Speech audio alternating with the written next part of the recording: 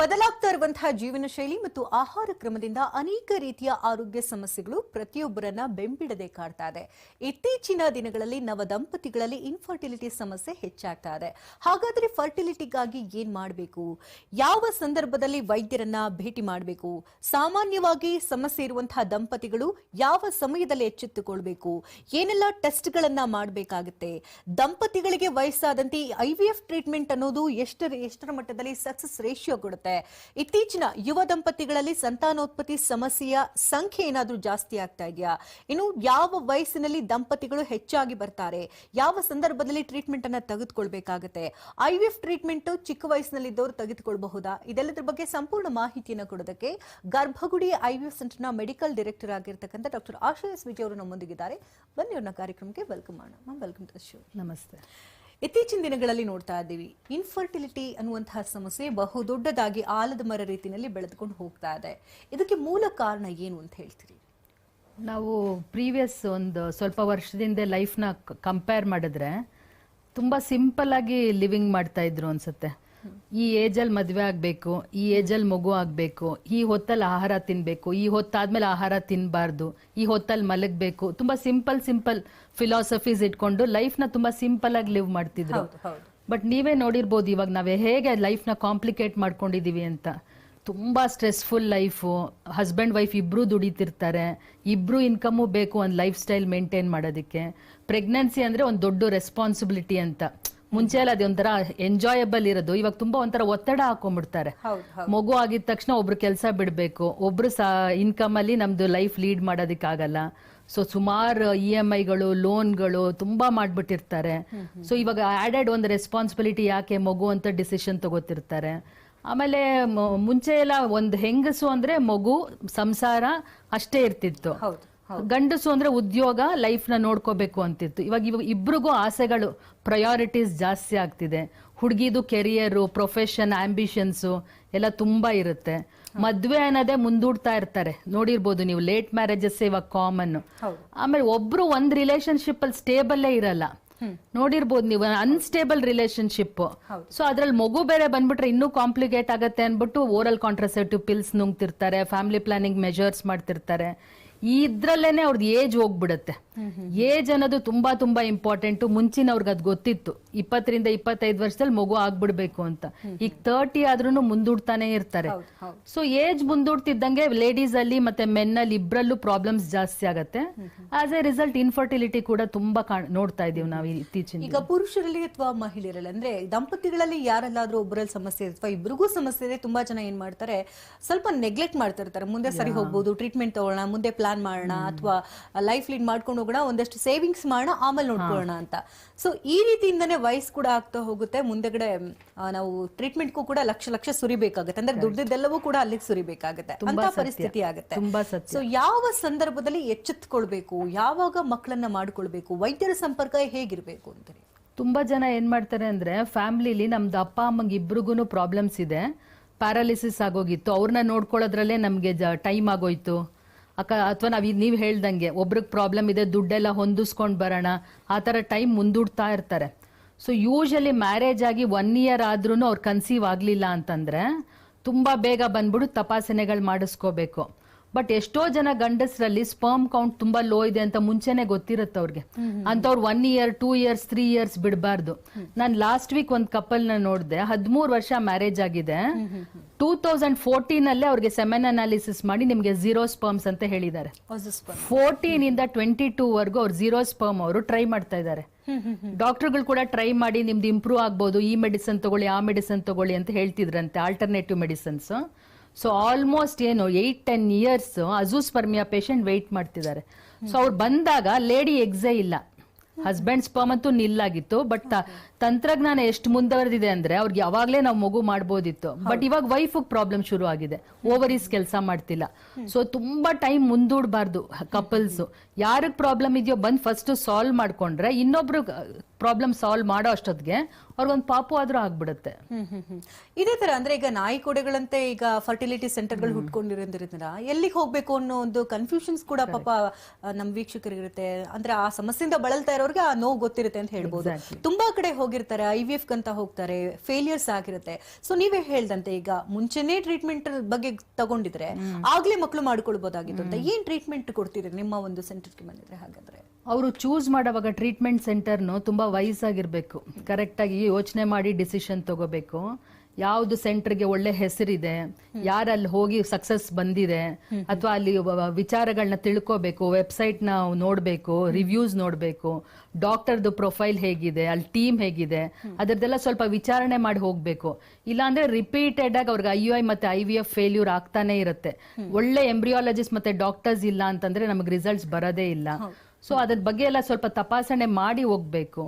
ಆಮೇಲೆ ಒಂದ್ಸತಿ ಒಂದು ಡಾಕ್ಟರ್ ಹತ್ರ ಹೋದ್ಮೇಲೆ ಅವ್ರನ್ನ ಟ್ರಸ್ಟ್ ಮಾಡ್ಬೇಕು.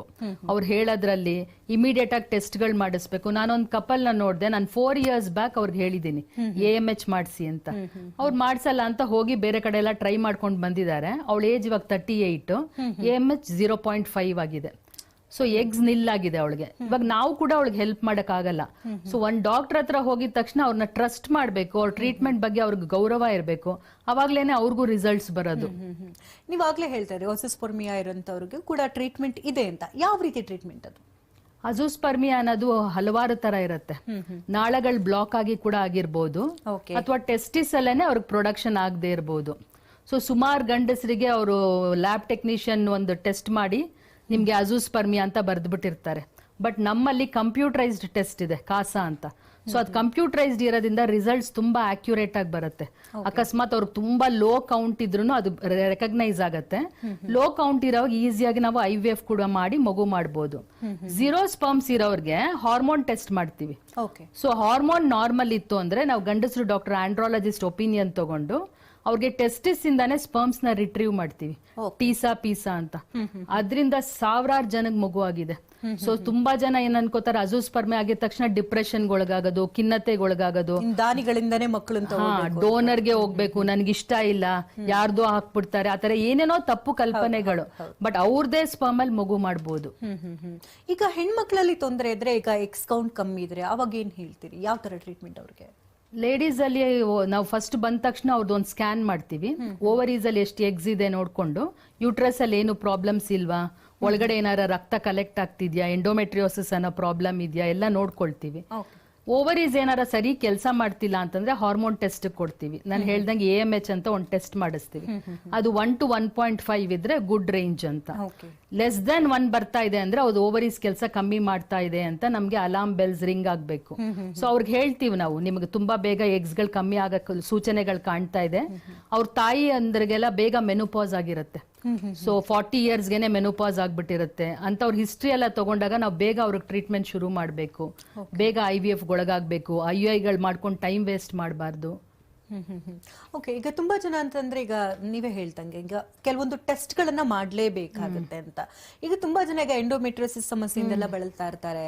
ಇತ್ತೀಚೆಗಷ್ಟೇ ಒಬ್ಬ ನಟಿ ಕೂಡ ಈ ಬಗ್ಗೆ ಹಾಕೊಂಡಿದ್ರು, ಮಾನಸಿಕ ಖಿನ್ನತೆ ಅಂತ ಹೇಳ್ಬಹುದು. ತುಂಬಾ ಜನ ಈ ಸಮಸ್ಯೆಯಿಂದ ಬಳಲ್ತಾ ಇರೋರು ಮಾನಸಿಕ ಖಿನ್ನತೆಗೊಳಗಾಗಿ ವೈದ್ಯರನ್ನ ಸಂಪರ್ಕನೇ ಮಾಡುತ್ತಿಲ್ಲ.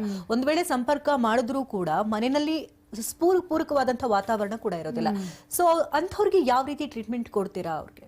ನಮ್ಮಲ್ಲಿ ಆಕ್ಚುಲಿ ಮೆಂಟಲ್, ಎಮೋಷನಲ್ ಮತ್ತೆ ಫಿಸಿಕಲ್ ಮೂರನ್ನು ನಾವು ಟ್ರೀಟ್ ಮಾಡ್ತೀವಿ.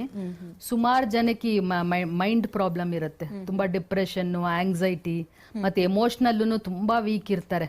ಯಾಕಂದ್ರೆ ಇಂಡಿಯಾಲಿ ಸೊಸೈಟಿ ಪ್ರೆಷರ್ ತುಂಬಾ.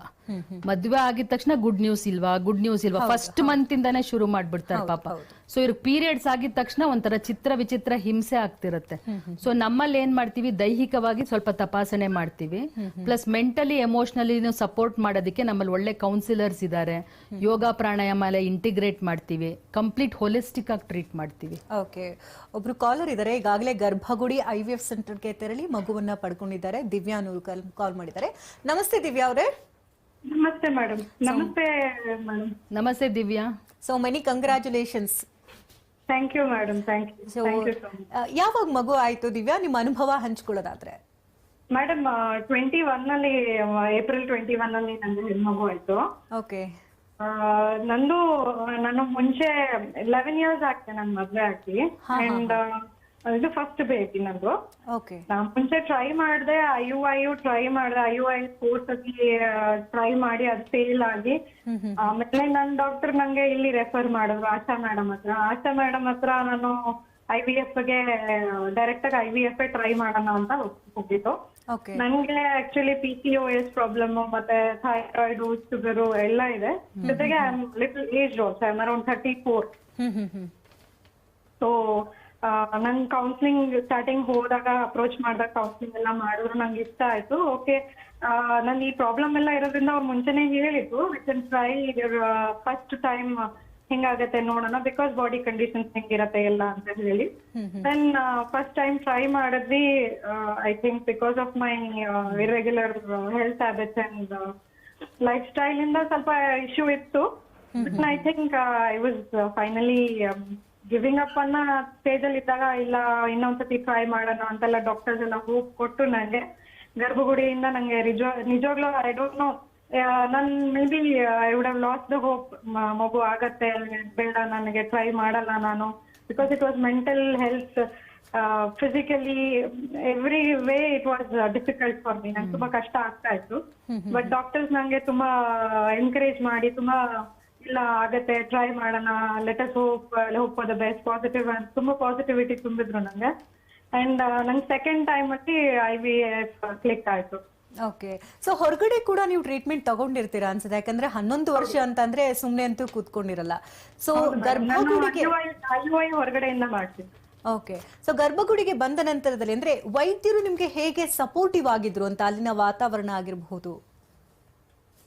ಅಲ್ಲಿನ ವಾತಾವರಣ ಲೈಕ್ ಪಾಸಿಟಿವ್ ಅಂಡ್ ಸ್ವಲ್ಪ ಸ್ಪಿರಿಚುವಲಿ ಆಲ್ಸೋ ನಂಗೆ ಸ್ವಲ್ಪ ಹಂಗ್ ಥಿಂಕ್ ಮಾಡಕ್ಕೆ ಮೋಟಿವೇಟ್ ಮಾಡಿದ್ರು. ಪಾಸಿಟಿವ್ ಆಗಿ ಥಿಂಕ್ ಮಾಡಿ ಆಗತ್ತೆ, ನಮ್ ಕೈಯಲ್ಲ ಇದೆ ಅದು, ನಮ್ಮಿಂದನೇ ನಾವ್ ಹಿಂಗ್ ಯೋಚನೆ ಮಾಡ್ತೀವಿ ಅದ್ರ ಬೇಸಿಸ್ ಮೇಲೆ ಆಗತ್ತೆ.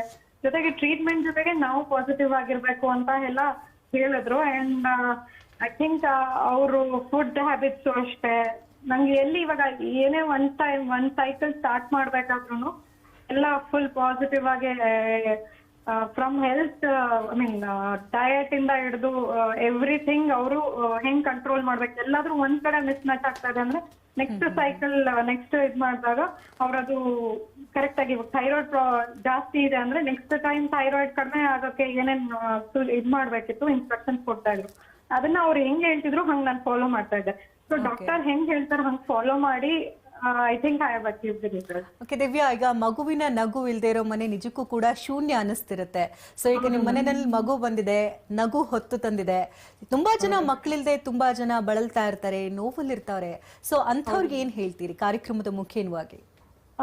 ಮೇಡಮ್, ನಾನು ಏನ್ ಹೇಳಕ್ ಇಷ್ಟಪಡ್ತೀನಿ ಅಂದ್ರೆ, ಫಸ್ಟ್ ನಾವು ಡಾಕ್ಟರ್ ಹತ್ರ ಹೋಗ್ತೀವಿ, ಬಟ್ ಡಾಕ್ಟರ್ ನಮ್ಗೆ ಅವರು ಮೆಡಿಕಲಿ ಸಪೋರ್ಟ್ ಮಾಡ್ತಾರೆ. ಅವ್ರು ಸಪೋರ್ಟ್ ಮಾಡೋಕ್ ಮುಂಚೆ ನಾವು ಮೆಂಟಲಿ ನಮ್ಮನ್ನ ನಾವು ಇದ್ ಮಾಡ್ಕೊಬೇಕು, ತಯಾರು ಮಾಡ್ಕೊಬೇಕು. ಮಗು ಆಗತ್ತೆ, ನನಗೆ ಇದೆ, ನನ್ನ ಒಳಗಡೆ ಇದೆ ಅಂತೆಲ್ಲ ತಯಾರು ಮಾಡ್ಕೊಂಡು ಆಮೇಲೆ ನಾವು ಡಾಕ್ಟರ್ ಹತ್ರ ವೈದ್ಯರ ಹತ್ರ ಹೋದಾಗ ಅವ್ರು ಸಹಾಯ ಮಾಡೋದ್ರಿಂದ ಎರಡು ಎಲ್ಲ ಒಂದಾಗತ್ತೆ. ಅಂಡ್ ಇವನ್ ನಮ್ ಥಿಂಕಿಂಗ್ ಶುಡ್ ಬಿ ಪಾಸಿಟಿವ್. ನಾವು ಪಾಸಿಟಿವ್ ಆಗಿ ಯೋಚನೆ ಮಾಡಿದ್ರೆ ಎಲ್ಲ ಇದಾಗತ್ತೆ. ಅಂಡ್ IVF ಅಂತ ಹೇಳಿದ್ರೆ ಮೆಡಿಕೇಶನ್ಸ್ ತುಂಬಾ ಇರುತ್ತೆ. ಅಂದ್ರೆ ವೀಕ್ಷಕರಿಗೆ ಗರ್ಭಗುಡಿನ ರೆಕಮೆಂಡ್ ಮಾಡ್ತೀರಾ ಹಾಗಾದ್ರೆ ಹೋಗಿ ಅಂತ? ಹೌದು ಮೇಡಮ್, ಹೌದು, ಹೋಗಿ ಅಂತ ಹೇಳಿ ರೆಕಮೆಂಡ್ ಮಾಡ್ತೀನಿ ಮೇಡಮ್. ಓಕೆ, ಸ್ವಲ್ಪ ಅವರು ಮೆಂಟಲಿ ಪ್ರಿಪೇರ್ ಆಗಿ ಹೋಗಿದ್ರೆ ಅವಾಗ ಸಕ್ಸಸ್ ರೇಟ್ ಜಾಸ್ತಿ ಇರುತ್ತೆ ಮೇಡಮ್. ಓಕೆ, ಸೊ ಅವ್ರಿಗೆ ಗರ್ಭಗುಡಿಗೆ ಹೋಗಿ ಅಂತ ರೆಕಮೆಂಡ್ ಮಾಡ್ತೀನಿ. ಥ್ಯಾಂಕ್ ಯು ದಿವ್ಯಾ ಕರೆ ಮಾಡೋದಕ್ಕಾಗಿ. Thank you. ಎಷ್ಟೇ ಹೇಳ್ತಾ ಇದ್ರು ಅಂದ್ರೆ ಪಾಸಿಟಿವ್ ಆಗಿರ್ಬೇಕು, ಜೊತೆಗೆ ಹೋಲಿಸ್ಟಿಕ್ ಅಪ್ರೋಚ್ ಅಂತ ಹೇಳ್ತಾ ಇದ್ರಿ ನಿಮ್ಮ ಗರ್ಭಗುಡಿ ಸೆಂಟರ್ ನಲ್ಲಿ. ಅಂದ್ರೆ ತುಂಬಾ ಜನ ನೊಂದಿರ್ತಾರೆ, ಮಕ್ಕಳಲ್ಲದೆ ಅವಮಾನಗಳನ್ನ ಎದುರಿಸಿರ್ತಾರೆ, ಸಮಾಜದಲ್ಲಿ ಹೆಂಗಪ್ಪ ಬದುಕೋದು ಅಂತ ತುಂಬಾ ಜನ ಆತ್ಮಹತ್ಯೆ ಮಾಡ್ಕೊಂಡಿರೋ ಕೇಸಸ್ಗಳನ್ನು ಕೂಡ ನಾವು ನೋಡಿದ್ದೀವಿ. ಸೊ ಎಲ್ಲದಕ್ಕೂ ಕೂಡ ಒಂದು ಪರಿಹಾರ ಇದ್ದೇ ಇದೆ, ಅದು ಗರ್ಭಗುಡಿ IVF ಸೆಂಟರ್ ಅಂತ ಹೇಳ್ತೀರಿ. ಏನ್ ಹೇಳ್ತೀರಿ ದಿವ್ಯಾ ಅವ್ರ ಬಗ್ಗೆ? ಆಕ್ಚುಲಿ ಅವ್ರದ್ದು ತುಂಬಾ IUIs ಎಲ್ಲ ಫೇಲ್ ಆಗಿತ್ತು, ಬಂದಾಗ ತುಂಬಾ ಡಿಪ್ರೆಸ್ಡ್ ಇದ್ರು. ಸೊ ಮುಂದಕ್ಕೆ ಹೋಗೋದೇ ಬೇಡ ತರ ಮೈಂಡ್ ಸೆಟ್ ಮಾಡ್ಕೊಂಡ್ಬಿಟ್ಟಿದ್ರು ಅವರು. ಯಾಕಂದ್ರೆ ಪ್ರತಿ ಸಲ ಟ್ರೀಟ್ಮೆಂಟ್ ತಗೊಂಡು 15 ದಿವಸ ರಿಸಲ್ಟ್ ಕಾದಾಗ ನೆಗೆಟಿವ್ ಅಂತ ಬಂದಾಗ ಒಂಥರ ಅವ್ರಿಗೆ ಫುಲ್ ಶಾಕ್ ಆಗ್ಬಿಡುತ್ತಲ್ಲ ಲೇಡೀಸ್ಗೆ. ಸೊ ಆ ಟೈಮಲ್ಲಿ ತುಂಬಾ ಡಿಪ್ರೆಷನ್ಗೆ ಒಳಗಾಗ್ತಾರೆ. ಬಟ್ ಅವ್ರು ಬಂದ್ಮೇಲೆ ನಮ್ಮ ಮಾತು ಕೇಳಿ, ಕಾನ್ಫಿಡೆನ್ಸ್ ಕೇಳಿ, ಆಚೆ ಕಡೆ ಕೌನ್ಸಿಲರ್ಸ್ ಎಲ್ಲ ಮಾತಾಡೋ ರೀತಿ ನೋಡಿ, ಆಮೇಲೆ ಕನ್ಸೀವ್ ಆಗಿರೋ ಲೇಡೀಸ್ ಎಲ್ಲ ಆಚೆ ಇರ್ತಾರಲ್ಲ, ಅವ್ರದ್ದೆಲ್ಲ ಒಂದು ಎನ್ವೈರನ್ಮೆಂಟ್ ನೋಡಿ ಅವ್ರಿಗೆ ತುಂಬಾ ಒಂಥರ ಪ್ರೋತ್ಸಾಹ ಬಂತು. ಸೊ IVF ಮೂಲಕ ಹೋದ್ರು. ಬಟ್ ಅವರೇ ಹೇಳ್ದಂಗೆ ಅವ್ರಿಗೆ ಥೈರಾಯ್ಡ್, ಶುಗರ್ ತುಂಬಾ ಕಾಂಪ್ಲಿಕೇಶನ್, ತುಂಬಾ ಅಬ್ನಾರ್ಮಲ್ ಇತ್ತು. ಬಟ್ ಹೇಳ್ದಂಗೆ ಡಯಟ್ ತಗೊಳ್ಳೋರು, ಹೇಳ್ದಂಗೆ ಟ್ಯಾಬ್ಲೆಟ್ಸ್ ತಗೊಳ್ಳೋರು, ಫಿಸಿಷಿಯನ್ ಒಪಿನಿಯನ್ ತಗೊಳ್ಳೋರು, ಸಕ್ಕರೆ ಕಾಯಿಲೆನ ಕಂಪ್ಲೀಟ್ ಕಂಟ್ರೋಲ್ ಮಾಡ್ಕೊಂಡ್ರು. ಸೊ ಅಬ್ಸಲ್ಯೂಟ್ಲಿ ಏನು ಪ್ರಾಬ್ಲಮ್ ಇಲ್ಲದೆ ಪ್ರೆಗ್ನೆನ್ಸಿ ಕಂಟಿನ್ಯೂ ಆಗಿ ಒಂದು ಬ್ಯೂಟಿಫುಲ್ ಬೇಬಿ ಆಗಿದೆ ಅವ್ರಿಗೆ. ಇನ್ನಷ್ಟು ಮಾತನಾಡೋಣ ವೀಕ್ಷಕರೇ. ಕಾರ್ಯಕ್ರಮ ಮುಂದುವರಿಯುತ್ತೆ, ಪುಟ್ಟದೊಂದು ವಿರಾಮ. ನಿಮ್ಮ ಡಾಕ್ಟರ್ ನೇರ ಪ್ರಸಾರ ಕಾರ್ಯಕ್ರಮಕ್ಕೆ ಮತ್ತೊಮ್ಮೆ ಸ್ವಾಗತ. ಇವತ್ತಿನ ಸಂಚಿಕೆಯಲ್ಲಿ ಇನ್ಫರ್ಟಿಲಿಟಿ ಬಗ್ಗೆ ಮಾತನಾಡ್ತಾ ಇದ್ವಿ. ಈ ಬಗ್ಗೆ ಹೆಚ್ಚಿನ ಮಾಹಿತಿನ ಕೊಡೋದಕ್ಕೆ ಗರ್ಭಗುಡಿ IVF ಸೆಂಟರ್ನ ಡೈರೆಕ್ಟರ್ ಆಗಿರತಕ್ಕಂಥ ಡಾಕ್ಟರ್ ಆಶ್ರಯಸ್ ವಿಜಯ್ ಅವರು ನಮ್ಮೊಂದಿಗಿದ್ದಾರೆ. ಬನ್ನಿ ಮಾತನಾಡಿಸೋಣ. ಮ್ಯಾಮ್, ಆಗಲೇ ಮಾತನಾಡ್ತಾ ಇದ್ವಿ, ಈ ಹಿಂದೆ ಎಲ್ಲ ನೋಡೋದಾದಂದ್ರೆ ವಯಸ್ಸಾಗ್ತದಂತೆ ಮಕ್ಕಳು ಆಗೋದೇ ಇಲ್ಲ ಅಂತ ಒಂದು ಆ ಚಿಂತನೆ ಬಿಟ್ಟುಬಿಟ್ಟು ಒಂದು ದತ್ತು ಮಗುನ ತಗೊಂಡು ಸಾಕೊಳ್ತಾ ಇದ್ರು. ಈಗ ವಯಸ್ಸಾಗ್ತಾ ಇದ್ರು ಕೂಡ ಇಲ್ಲ ಮಗು ಆಗುತ್ತೆ ಅನ್ನೋ ಒಂದು ಹೋಪ್ ನಲ್ಲಿ ಇರ್ತಾರೆ. ಇನ್ನು ಯಂಗ್ ಏಜ್ ಅಲ್ಲಿ ಇರೋರಿಗೆ ತುಂಬಾ ಜನ ಈಗ IVFನೇ ಗತಿ ಏನೋ ಅನ್ನೋ ತರ ಫೀಲ್ ಮಾಡ್ತಿರ್ತಾರೆ. ಸೊ ನೀವು ಈಗಾಗಲೇ ಒಂದು 12 ವರ್ಷ ಆಗಿದೆ. ನಿಮ್ಮ ಅನುಭವಕ್ಕೆ ತಕ್ಕಂತೆ ನೋಡೋದಾದ್ರೆ ಅಲ್ಲಿಂದ ಇಲ್ಲಿವರೆಗೂ ಯಾವ ರೀತಿ ಅತ್ಯಾಧುನಿಕ ಚಿಕಿತ್ಸಾ ವಿಧಾನಗಳು ಬಂದಿದೆ, ಸೊ ಯಾವಾಗ ಮಕ್ಕಳನ್ನ ಮಾಡ್ಕೊಳ್ಬೇಕು ಅಂತ ನೀವು ರೆಕಮೆಂಡ್ ಮಾಡ್ತೀರಿ ಅಂತ? ಇದು ಕಪಲ್ಸ್ ಕನ್ಸೀವ್ ಆಗಕ್ಕೆ ಪ್ರಾಬ್ಲಮ್ ಆಗ್ತಿದೆ ಅಂದಾಗ ಎಲ್ಲರಿಗೂ IVF ಮಾಡಿಸ್ಬೇಕು ಅಂತ ಇರಲ್ಲ. ಸೊ ಒಬ್ಬೊಬ್ರು ಪ್ರಾಬ್ಲಮ್ ಒಂದೊಂದು ಯುನೀಕ್ ಇರುತ್ತೆ. ಹಸ್ಬೆಂಡ್ಸ್ ಅಲ್ಲಿ ತುಂಬಾ ಕೌಂಟ್ ಮೊಟಿಲಿಟಿ ತುಂಬಾ ಕಮ್ಮಿ ಇರೋರ್ಗೆ IVF ಒಂದು ವರದಾನ. ಅದ್ ನಾರ್ಮಲ್ ಇದ್ದು ವೈಫು ನಾರ್ಮಲ್ ಇತ್ತು ಅಂತಂದ್ರೆ ಅವ್ರಿಗೆ ನ್ಯಾಚುರಲ್ ಆಗಿ ಕನ್ಸೀವ್ ಆಗಕ್ ನಾವೇ ಹೆಲ್ಪ್ ಮಾಡ್ತೀವಿ. ಟ್ಯೂಬ್ಸ್ ಕಂಪ್ಲೀಟ್ ಆಗಿ ಬ್ಲಾಕ್ ಆಗೋಗಿದೆ, ಪ್ರಾಬ್ಲಮ್ ಆಗಿದೆ, ಒಂದಕ್ಕೊಂದು ಅಂಟ್ಕೊಂಡ್ಬಿಟ್ಟಿದೆ ಗರ್ಭನಾಳ ಅಂದಾಗ ಅವ್ರಿಗೆ IVF ಇಂದಾನೆ ಮಗು ಆಗೋದು. ಆಮೇಲೆ ಸುಮಾರು ಜನ ನೀವು ನೋಡಿರ್ಬೋದು, ಒಂದ್ ಪಾಪು ಆಗಿದ ತಕ್ಷಣ ಟ್ಯೂಬೆಕ್ಟಮಿ ಮಾಡಿಸ್ಕೊಂಡ್ಬಿಟ್ಟಿರ್ತಾರೆ ನಮಗ್ ಸಾಕು ಅಂತ. ಆಮೇಲೆ ಏನೋ ಪ್ರಾಬ್ಲಮ್ ಆಗಿ ಆ ಮಗುಗ್ ಪ್ರಾಬ್ಲಮ್ ಆದಾಗ ಇನ್ನೊಂದು ಬೇಕು ಅಂತ ಬರ್ತಾರೆ. ಅಂತವ್ರಿಗೆ IVF real blessing. Success rates ಎಷ್ಟಿದೆ ಅಂತ ಹೇಳ್ತೀರಿ? ಅಂದ್ರೆ ಅವ್ರ ಏಜ್ ಮೇಲೆ ಹೋಗುತ್ತೆ. ಕಪಲ್ ಏಜ್ ಲೆಸ್ ದನ್ 35 ಇದ್ರೆ ಅಂತೂ ಮೋರ್ ದನ್ 50% ಸಕ್ಸಸ್ ರೇಟ್ಸ್ ಇರುತ್ತೆ. ಬಟ್ ನೀವ್ ಹೇಳ್ತಿದ್ರಿ ಮುಂಚೆ ಏಜ್ ಆಗ್ತಿದ್ದಂಗೆ ಬರೀ ಅಡಾಪ್ಷನ್ಗೆ ಹೋಗೋರು ಅಂತ. ಬಟ್ ಅವ್ರಿಗೂ IVF ಇವಾಗ ತುಂಬಾ ಒಳ್ಳೆ ರಿಸಲ್ಟ್ಸ್ ಕೊಡುತ್ತೆ. ಫಸ್ಟ್ ಅವ್ರಿಗೆ ಜೆನೆಟಿಕ್ ಟೆಸ್ಟ್ ಮಾಡಿ ನೋಡ್ತೀವಿ. ಅವ್ರಿಗೇನು ಅನಾಮಲಸ್ ಬೇಬಿ ಹುಟ್ಟಲ್ಲ ಅಂತ ಗೊತ್ತಾದ್ರೆ ಅವ್ರ ಏಜ್ ಮೂಲಕ ಅವ್ರಿಗೂ IVF ಮೂಲಕನೇ ಹೋಗ್ತೀವಿ. ನಾನು ಅವಾಗ್ಲೇ ಹೇಳ್ತಿದ್ದೆ, ಇವಾಗೆಲ್ಲ ಕಂಪ್ಯೂಟರೈಸ್ ಸೆಮೆನ್ ಅನಾಲಿಸಿಸ್ ಕಾಸಾ ಅಂತ ಬಂದಿದೆ. ಆಮೇಲೆ ಅಜೂಸ್ಪರ್ಮಿಯಾಗಿ ಮಾತಾಡಿದ್ವಿ, ಟೀಸಾ ಪೀಸಾ ಅನ್ನೋದ್ರಲ್ಲಿ ಸ್ಪರ್ಮ್ಸ್ ತೆಗಿಬಹುದು, ಅವ್ರಿಗೆ ಮಗು ಆಗತ್ತೆ ಅಂತ. ಆಮೇಲೆ ಇವಾಗ ಭ್ರೂಣನ ಹಾಕೋ ಟೈಮಿಂಗ್ ಕೂಡ ಜೆನೆಟಿಕ್ ಅನಾಲಿಸಿಸ್ ಮಾಡಿ ಹೇಳ್ತಾರೆ. ಸೊ ಒಂದು ಪೇಷಂಟ್ ಹಾಕಿದ ಟೈಮ್ ಇನ್ನೊಂದು ಪೇಷಂಟ್ ಅದೇ ಟೈಮ್ ಇರಲ್ಲ, ಎರಾ ಅಂತೀವಿ, ಎಂಡೋಮೆಟಲ್ ರಿಸೆಪ್ಟಿವಿಟಿ ಅಂತ. ಅಷ್ಟು ತಂತ್ರಜ್ಞಾನ ಮುಂದುವರೆದಿದೆ. ಪ್ರೀವಿಯಸ್ ಒಂದ್ 4 IVF ಫೇಲ್ ಆಯ್ತು ಅಂತ ಬರೋರ್ಗೆ ಯಾವ ಟೈಮಲ್ಲಿ ಭ್ರೂಣ ಹಾಕ್ಬೇಕು ಅಂತ ಕೂಡ ನಮ್ಗೆ ಅನಾಲಿಸಿಸ್ ಮಾಡಬಹುದು. ದೇಹ ಪ್ರಕೃತಿಗಿಂತ ಮತ್ತೊಬ್ರದ್ದು ಡಿಫ್ರೆಂಟ್ ಇರುತ್ತೆ. ಎಕ್ಸಾಕ್ಟ್ಲಿ.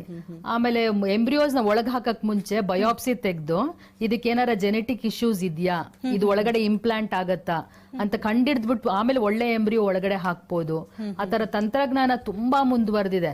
ಸೊ ನನ್ನ ಪ್ರಕಾರ ಬಂಜೆತನ ಅಂತ ವರ್ಡೇ ಇರಲ್ಲ ವರ್ಲ್ಡ್ ಅಲ್ಲಿ, ಅದನ್ನ ಕಂಪ್ಲೀಟ್ ನಿರ್ಮೂಲನ ಮಾಡಬಹುದು ಅಂತ ಅನ್ಸುತ್ತೆ. ಅಂದ್ರೆ ಅಷ್ಟು ಅಡ್ವಾನ್ಸ್ ಇದೆ. ಡೆಫಿನೆಟ್ಲಿ. ಈಗ ತುಂಬಾ ಜನ ಈಗ ಅಂದ್ರೆ ಮಕ್ಕಳನ್ನ ಮಾಡ್ಕೊಳ್ಳೋದು ಲೇಟ್ ಆಗಿ ಮಾಡ್ಕೊಳ್ಳೋಣ ಪ್ಲಾನಿಂಗ್ ಅಂತ ಹೇಳ್ತಾ ಇರ್ತಾರೆ. ಸೊ ಅಂತವ್ರಿಗೆ ಎಗ್ ರಿಸರ್ವ್ ಮಾಡಬಹುದು ಅಂತ ಕಳೆದ ಸಂಚಿಕೆಯಲ್ಲಿ ಕೂಡ ಹೇಳ್ತಾರೆ. ಸೊ ಈ ಬಗ್ಗೆ ತಿಳಿಸ್ಕೊಡಿ, ಯಾವ ಏಜ್ ಅವರು ಎಗ್ ನ ರಿಸರ್ವ್ ಮಾಡಬಹುದು, ಎಷ್ಟು ವರ್ಷಗಳ ಕಾಲ ಇದನ್ನ ರಿಸರ್ವ್ ಮಾಡಿಟ್ಟಿರ್ಬೋದು, ಜೊತೆಗೆ ಈ ತರ ರಿಸರ್ವ್ ಮಾಡೋದ್ರಿಂದ ನ್ಯಾಚುರಲ್ ಆಗಿ ಬೇಬಿ ಆಗೋದಕ್ಕೆ ಅದು ಸಾಧ್ಯ ಇದೆಯಾ, ಹೇಗೆ ಅಂತೀರಿ? ತುಂಬಾ ಜನ ಹೆಂಗಸರು ಮಗು ಆಗೋದನ್ನ ಮುಂದೂಡ್ತಿರ್ತಾರೆ, ಇವಾಗ ಟೈಮ್ ಇರಲ್ಲ. ಬಟ್ ಏಜ್ ಆಗೋಗತ್ತೆ, ಎಗ್ಸ್ ಕಮ್ಮಿ ಆಗೋಗತ್ತೆ ಅಂತ ಒಂದು ಭಯ ಇರುತ್ತೆ. ಅಂತವ್ರಿಗೆ ಎಗ್ ಫ್ರೀಸಿಂಗ್ ಅನ್ನೋದು ತುಂಬಾ ಒಳ್ಳೆ ಟೆಕ್ನಿಕ್. ಸೊ ಅವ್ರು ಮುಂಚೆನೆ ಬಂದ್ಬಿಟ್ಟು ಅವ್ರ ಎಗ್ಸ್ ನೆಲ್ಲ ಕಲೆಕ್ಟ್ ಮಾಡಿ ಫ್ರೀಸ್ ಮಾಡಿಸಿ ಹೋಗ್ತಾರೆ. 5 to 10 years ವರ್ಗೂ ಕಂಪ್ಲೀಟ್ ಆಗಿ ಅದು ಸೇಫ್ ಆಗಿ ನಾವು ಇಟ್ಕೊಳ್ಬಹುದು. ಅವ್ರಿಗೆ ಮಗು ಮಾಡ್ಕೋಬೇಕು ಅಂತ ಇಚ್ಛೆ ಬಂದಾಗ ಹಸ್ಬೆಂಡ್ ಸ್ಪರ್ಮ್ ತಗೊಂಡು ಎಗ್ ನ ಮತ್ತೆ ನಾವು ಲೈಫ್ ತಂದು ಭ್ರೂಣ ಮಾಡಿ ಅವ್ರಿಗೆ ಟ್ರಾನ್ಸ್ಫರ್ ಮಾಡ್ತೀವಿ. ಸುಮಾರು ಜನ ಈ ಕ್ಯಾನ್ಸರ್ ಥೆರಪಿಗೆ ಹೋಗ್ತಿರ್ತಾರಲ್ಲ, ಅವ್ರಿಗೆ ಕ್ಯಾನ್ಸರ್ ರೇಡಿಯೇಷನ್ ಇಂದ ಕೀಮೋಥೆರಪಿಯಿಂದ ಓವರೀಸ್ ಎಲ್ಲ ಹಿಂಗೋಗುತ್ತೆ, ಕೆಲಸ ಮಾಡೋದ್ ನಿಂತೋಗುತ್ತೆ. ಸೊ ಅದಕ್ಕೆ ಎಕ್ಸ್ಪೋಸ್ ಆಗಕ್ ಮುಂಚೆ ಅವರು ಫ್ರೀಸ್ ಮಾಡಿ ಹೋಗ್ತಾರೆ. ಹಸ್ಬೆಂಡ್ಸ್ ಕೂಡ ಅಷ್ಟೇ, ಫಾರಿನ್ ಅಲ್ಲೆಲ್ಲ ಕೆಲಸ ಮಾಡ್ತಿರ್ತಾರೆ, ಬರ್ಲಿಕ್ಕಾಗಲ್ಲ ಪದೇ ಪದೇ, ಅವ್ರ ಸ್ಪರ್ಮ್ ಸ್ಯಾಂಪಲ್ ನ ಫ್ರೀಸ್ ಮಾಡಿ ಹೋಗ್ತಾರೆ. ಇಲ್ಲಿ ವೈಫ್ ಟ್ರೀಟ್ಮೆಂಟ್ ತಗೊಂಡು ಕನ್ಸೀವ್ ಆಗ್ಬೋದು. ಆತರ ಫ್ರೀಸಿಂಗ್ ಅನ್ನೋದು ತುಂಬಾ ಒಳ್ಳೆ ಟೆಕ್ನಿಕ್ ಇವಾಗ. ತುಂಬಾ ಜನ ಲೈಫಲ್ಲಿ ಅಂದ್ರೆ ದುಃಖದ ದಿನಗಳನ್ನ ನೆನೆಸ್ಕೊಂಡು ದುಃಖ ಪಡೋರೆ ಜೊತೆ, ಅದಕ್ಕಿಂತ ಖುಷಿ ದಿನಗಳು ತುಂಬಾ ಇರುತ್ತೆ, ಅದನ್ನ ನೆನೆಸ್ಕೊಂಡ್ರೆ ಇನ್ನೂ ಲೈಫ್ ತುಂಬಾ ಚೆನ್ನಾಗಿರುತ್ತೆ ಅಂತ ಹೇಳ್ಬೋದು. ಸೊ ಹಾಗೆ ನಿಮ್ಮ ಒಂದು ಸೆಂಟರ್ ಅಲ್ಲಿ ನೋಡೋದಾದ್ರೆ ಕೆಲವೊಂದು ಫೇಲಿಯರ್ಸ್ ಇರುತ್ತೆ, ತುಂಬಾ ಸಕ್ಸಸ್ ರೇಟ್ಸ್ ಕೂಡ. ಅಂದ್ರೆ ಸಕ್ಸಸ್ ಆಗೋದಕ್ಕೆ ತುಂಬಾ ಈಸಿ ಏನಿರೋದಿಲ್ಲ, ತುಂಬಾ ಕಷ್ಟಪಟ್ಟಿರ್ತೀರಿ ನೀವು ಕೂಡ. ಈ ನಿಟ್ಟಿನಲ್ಲಿ ನೋಡೋದಾದ್ರೆ ಯಾವ್ದಾದ್ರು ಒಂದು ಕೇಸ್ನ ನೆನಪು ಮಾಡ್ಕೊಳ್ಬಹುದಾ, ನಿಮ್ಗೆ ಖುಷಿ ಕೊಟ್ಟಂತ ಕ್ಷಣ, ಅಂದ್ರೆ ಎಲ್ಲೂ ಅಸಾಧ್ಯ ಅನ್ನೋದನ್ನ ಸಾಧ್ಯ ಆಗಿರುವಂತ ಕೇಸ್? ಆಕ್ಚುಲಿ ಈ ಜುಲೈ ಮಂತೇನೆ ಖುಷಿ ಕೊಡೋ ಮಂತ್. IVF ಡೇ ಅಂತ ಹೇಳದ್ನಲ್ಲ, ಜುಲೈ 25th. ಸೊ ಹೇಗೆ ಸೈಂಟಿಸ್ಟ್ ಅವಾಗ 44 ಇಯರ್ಸ್ ಬ್ಯಾಕ್ ಯಾವ ತರ ಯೋಚನೆ ಮಾಡಿ IVF ಮಾಡಿದ್ದಾರೆ ಅಂತಂದ್ರೆ ಒಂಥರ ತುಂಬಾ ಪ್ರೌಡ್ ಫೀಲಿಂಗ್ ಆಗತ್ತೆ. ಫಸ್ಟ್ IVF ಬೇಬಿ 78 ಅಲ್ಲಿ ಜುಲೈ 25 ಹುಟ್ಟಿದಾಗ ಆ ಲೇಡಿಗೆ ಫುಲ್ ಗರ್ಭನಾಳ ಬ್ಲಾಕ್ ಇತ್ತಂತೆ, ನಿಮಗ್ ಮಗುನೇ ಆಗಲ್ಲ ಅಂತ ಡಿಕ್ಲೇರ್ ಮಾಡ್ಬಿಟ್ಟಿದೆ. ಅವಾಗ ಸೈಂಟಿಸ್ಟ್ ಯೋಚನೆ ಮಾಡಿ ಇನ್ವಿಟ್ರೋ ಫರ್ಟಿಲೈಸೇಷನ್ ಮಾಡಿ ಭ್ರೂಣಾನ್ ಟ್ರಾನ್ಸ್ಫರ್ ಮಾಡಿರೋದು. ರಿಯಲಿ ಒಂಥರ ಖುಷಿ ಆಗತ್ತೆ ಜುಲೈ ಮಂತ್. ನನಗ್ ತುಂಬಾ ಸಂತೋಷ ಕೊಡೋದು ಒಂದು ತುಂಬಾ ಕೇಸ್ಗಳಿದೆ. ಕನಕ್ಪುರ ಕ್ಯಾಂಪ್ ಅಲ್ಲಿ ನಾವು ಫಸ್ಟ್ ಕ್ಯಾಂಪ್ ಮಾಡಿದ್ವಿ, ಫ್ರೀ ಕ್ಯಾಂಪ್. ಅವಾಗ 10 o'clock ಹಂಗೆ ನಮ್ದು ಎಲ್ಲ ತಪಾಸಣೆ ಸ್ಟಾರ್ಟ್ ಆಗ್ತಿದ್ದು. 8 o'clock ಗೆ ಬಂದು ಒಬ್ರು ಅಕ್ಕ ತಂಗಿ ಕೂತ್ಕೊಂಡ್ಬಿಟ್ಟಿದ್ರಂತೆ, ರಿಜಿಸ್ಟ್ರೇಷನ್ ನಮ್ದೇ ಫಸ್ಟ್ ಮಾಡಿಸ್ಬೇಕು ಅಂತ. 15 ವರ್ಷ ಆಗಿತ್ತು ಮದ್ವೆ ಆಗಿ. ಸಿವಿಯರ್ PCOS, ಅಷ್ಟು ಸಿವಿಯರ್ ನಾನು ನೋಡೇ ಇಲ್ಲ. ಸೊ ಅಲ್ಲಿ ನಾವು ಎಷ್ಟೇ ಔಷಧಿ ಕೊಟ್ಟರು ಒಳಗೆ ಮೊಟ್ಟೆ ಬರ್ತಾ ಇರ್ಲಿಲ್ಲ. ಬಟ್ ಆತರ ಬಂಜೆ ಅಂತ ಹೇಳಿ ತುಂಬಾನೇ ಅದು ಹಳ್ಳಿ ತರ ಅದು ಹಂಗ್ ಒದ್ದಾಡ್ತಾ ಇದ್ಲು. ಅವಳಿಗೆ ನಾವು IVF ಮಾಡಿ ಫಸ್ಟ್ ಟೈಮೇನೆ ಕನ್ಸೀವ್ ಆದ್ಲು. ಆ ಮಗುನ ಪ್ರತಿ ವರ್ಷ ಕರ್ಕೊಂಡ್ ಬರ್ತಾರೆ. ಇವಾಗ ಆಲ್ಮೋಸ್ಟ್ ಅದಕ್ಕೆ 12 years. ಅದಕ್ಕೆ ಅವ್ರನ್ನ ಜ್ಞಾಪಿಸ್ಕೊಂಡ್ರೆ ನಂಗೆ ತುಂಬಾ ಸಂತೋಷ. ಕ್ಯಾಂಪ್ಸ್ ಮತ್ತೆ ಆಫರ್ ಇವಾಗ ಜುಲೈ ಇರೋದ್ರಿಂದ ತುಂಬಾ ಜನಕ್ಕೆ ಆಫರ್ಸ್ ಇದೆ. ಎಲ್ಲಾ ತಪಾಸಣೆ ಮೇಲೆ 20% ಆಫರ್ ಇದೆ. ಪ್ಲಸ್ ಎಲ್ಲ IVF ಇಂಜೆಕ್ಷನ್ ಮೇಲೆ 20% ಡಿಸ್ಕೌಂಟ್ಸ್ ಇದೆ. ತುಂಬಾನೇ ನೀಟಾಗಿ ವರ್ಕೌಟ್ ಆಗುತ್ತೆ, ಸಕ್ಸಸ್ ಸಿಗುತ್ತೆ. ಓಕೆ ಮ್ಯಾಮ್, ಕಾರ್ಯಕ್ರಮಕ್ಕೆ ಆಗಮಿಸಿ ಹಲವು ಮಾಹಿತಿ ನೀಡಿದ್ದಕ್ಕಾಗಿ ಧನ್ಯವಾದಗಳು. ವೀಕ್ಷಕರೇ, ಡಾಕ್ಟರ್ ಆಶಾ ಎಸ್ ವಿಜಯರನ್ನ ಭೇಟಿ ಮಾಡಬೇಕಂದ್ರೆ ಅಡ್ರೆಸ್ ಪ್ಲೇಟ್ ಈ ರೀತಿನೇ ನೋಟ್ ಮಾಡ್ಕೊಳ್ಳಿ. ಗರ್ಭಗುಡಿ IVF ಸೆಂಟರ್, ಹನುಮಂತನಗರ, ಜಯನಗರ, ಕಲ್ಯಾಣ ನಗರ, ಎಲೆಕ್ಟ್ರಾನಿಕ್ ಸಿಟಿ ಮತ್ತು ಮಾರತ್ಹಳ್ಳಿಯಲ್ಲಿ ಬ್ರಾಂಚಸ್ ಇದೆ. ದೂರವಾಣಿ ಸಂಖ್ಯೆ ಈ ರೀತಿದೆ: 888-00000909, 9591601113. ಮತ್ತೊಂದು ಸಂಖ್ಯೆ 9148499992. www.garbhagudi.com ಗೆ ವಿಸಿಟ್ ಮಾಡಿ ಹೆಚ್ಚಿನ ಡೀಟೇಲ್ಸ್ ಅನ್ನು ಪಡೆದುಕೊಳ್ಳಬಹುದು.